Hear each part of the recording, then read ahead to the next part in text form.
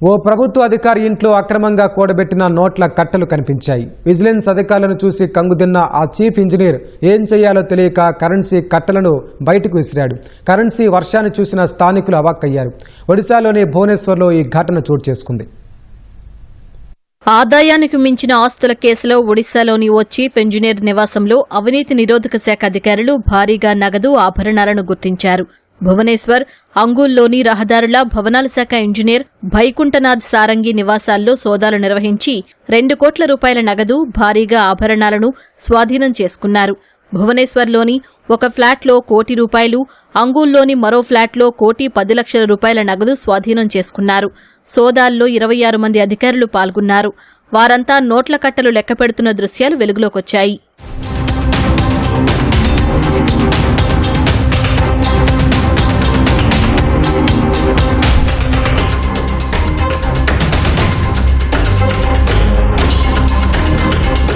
అధికారుల రాకను గమనించిన సారంగి కుటుంబ సభ్యులు ₹500 నోట్ల కట్టలను కిటికీ నుంచి బయటకు విసిరేశారు.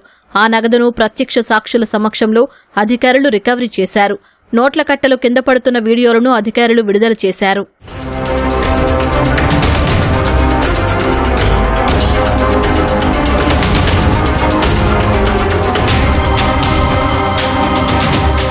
సారంగికి చెందిన పలు ఆస్తులను గుర్తించే పనిలో అధికారులు నిమగ్నమయ్యారు. కరదగాడియా, అంగూల్లో 2 అంతస్తుల భవనాలు, సియోలా, పిప్లి, పూరీ జిల్లాల్లో ఫ్లాట్లు ఉన్నట్లు గుర్తించారు.